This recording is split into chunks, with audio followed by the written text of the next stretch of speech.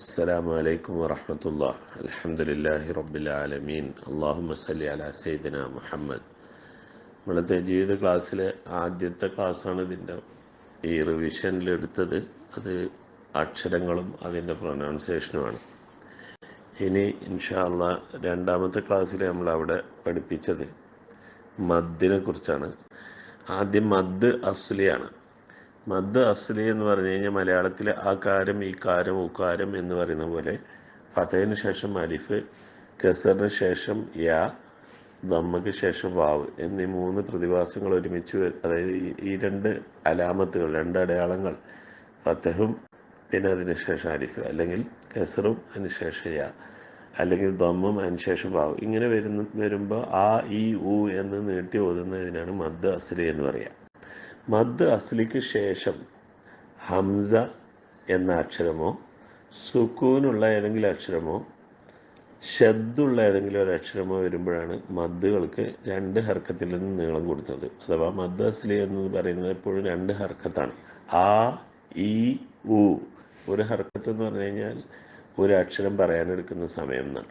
അപ്പോൾ സ്പീഡിൽ ഓതുമ്പോൾ അതിനനുസരിച്ച് ഹർക്കത്തുകളുടെ നീളം പ്രൊപ്പോർഷണലായിട്ട് കുറയ്ക്കുകയും മെല്ലെ ഓതുകയാണെങ്കിൽ കൂട്ടുകയും ചെയ്യണം. അപ്പം ഈ മൂന്ന് പ്രതിഭാസങ്ങൾ മദ് അസ്ലിക്ക് ശേഷം സുക്കൂൻ, അല്ലെങ്കിൽ ആദ്യം പറയുകയാണെങ്കിൽ ഹംസ എന്ന അക്ഷരവും സുക്കൂൻ ഉള്ള അക്ഷരവും ഷദ് ഉള്ള അക്ഷരവും വരുമ്പോഴാണ് മദ്ദിന് നീളം കൂടുക. ഹംസ വരുന്നത് നമുക്ക് നോക്കിക്കഴിഞ്ഞാൽ രണ്ട് തരത്തിൽ കാണാം. ഒന്നൊരു വാക്കിൻ്റെ അകത്തുള്ളത് ജാ എന്നുള്ളത് പോലെ, അല്ലെങ്കിൽ രണ്ട് വാക്കുകൾ തമ്മിൽ ഘടിപ്പിക്കുന്നിടത്ത് യാ അയ്യുഹല്ലദീന എന്നുള്ളത് പോലെ. ഈ രണ്ട് കേസുകൾക്കും ഏതാണ്ട് 4 ഹർക്കത്താണ് നീട്ടുന്നത്. പക്ഷെ ഒരു വാക്കിൻ്റെ അകത്താണെങ്കിൽ അല്പം നീളം കൂടുതൽ നീട്ടിക്കൊണ്ട് ഓതണം. അതിനാണ് മദ് മുത്തസിൽ എന്ന് പറയുക. രണ്ട് വാക്കുകൾ ഘടിപ്പിക്കുന്നിടത്തുള്ളതിന് മദ് മുൻഫസിൽ എന്ന് പറയും. പിന്നെ സുക്കൂനുള്ള അക്ഷരം വരുമ്പോൾ സുക്കൂന് എന്ത് തരം സുക്കൂനാണെന്ന് നോക്കണം. സുക്കൂനായിട്ട് ഖുർആനിൽ എഴുതിയിട്ടുണ്ടെങ്കിൽ അതിന് പെർമനൻറ്റ് സുക്കൂൻ എന്ന് പറയും. അതല്ല നമ്മൾ അവിടെ ആയത്ത് എൻഡ് ചെയ്യാൻ വേണ്ടി, നിർത്താൻ വേണ്ടി, വഖഫ് ചെയ്യാൻ വേണ്ടി കൊടുക്കുന്ന സുക്കൂനാണെങ്കിൽ അതിന് ആരിതായ സുക്കൂൻ അല്ലെങ്കിൽ ടെമ്പററി സുക്കൂൻ എന്ന് പറയും. അപ്പോൾ ആരിതായ സുക്കൂനാണെങ്കിൽ മദ് അസ്ലിക്ക് ശേഷം ടെമ്പററി ആയ സുക്കൂന് നമ്മൾ നിർത്താൻ വേണ്ടി ഇടുന്ന സുക്കൂനാണെങ്കിൽ 2, 4, 6 ഹർക്കത്ത് നീട്ടി ഓതാവുന്നതാണ്. പെർമനൻ്റ് ആയിട്ടുള്ള സുക്കൂനാണെങ്കിൽ 6 ഹർക്കത്ത് നീട്ടി ഓതണം. അതേപോലെ തന്നെ ഷദ്ദുൽ അക്ഷരം വന്നു കഴിഞ്ഞാലും മദ് അസ്ലിക്ക് ശേഷം ഷദ്ദുൽ അക്ഷരം വന്നാലും 6 ഹർക്കത്ത് നീട്ടി ഓതണം.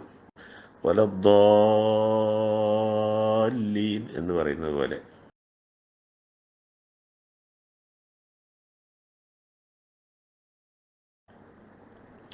പിന്നെ മറ്റൊരു കാറ്റഗറിയാണ് മദ് ലീൻ.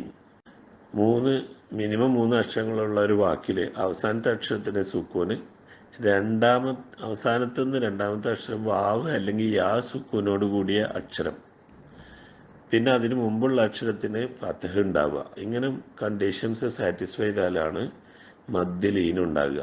അതിന് ഉദാഹരണങ്ങൾ ബൈത്ത്, ഖൗഫ്, ഖുറൈഷ് എന്നൊക്കെയുള്ള വാക്കുകളാണ്. അപ്പം അതൊക്കെ സുക്കൂന് ടെമ്പററി ആയത് കാരണം അവിടെ നമ്മൾ 2, 4 ഹർക്കത്ത് അല്ലെങ്കിൽ 6 ഹർക്കത്ത് നീട്ടി ഓതാവുന്നതാണ്. അതേസമയത്ത് പെർമനൻ്റ് ആയിട്ട് സുക്കൂന് വരുന്നതാണ് കേവലാക്ഷരങ്ങളിലുള്ള ഐൻ എന്നുള്ള അക്ഷരം. അവിടെ 6 ഹർക്കത്ത് നീട്ടുകയും വേണം. ഇതാണ് മദ്ദിൻ്റെ ഏകദേശ രൂപം. പിന്നെ നമ്മൾ മദ് കേവലാക്ഷരങ്ങൾ നീട്ടുന്നതിനെ കുറിച്ച് വിശദമായിട്ട് സംസാരിച്ചിരുന്നു. അത് ഹയ്യുൻ തുഹുർ എന്ന് പറയുന്ന ആ 5 അക്ഷരങ്ങൾ ഹ, യ, ത, ഹ, റ, ഈ 5 അക്ഷരങ്ങൾക്ക് കേവലാക്ഷരങ്ങളുടെ കൂട്ടത്തിൽ തുടക്കത്തിൽ വന്നാൽ അതിന് 2 ഹർക്കത്ത് നീട്ടിയാൽ മതി. ബാക്കി എല്ലാ അക്ഷരങ്ങൾക്കും 6 ഹർക്കത്ത് നീട്ടണം എന്നുള്ളതാണ് ജനറലി പറഞ്ഞ റൂള്. പക്ഷെ നമ്മൾ അതിന് നിവർത്തി എഴുതി പഠിക്കുകയാണ് ചെയ്തത്.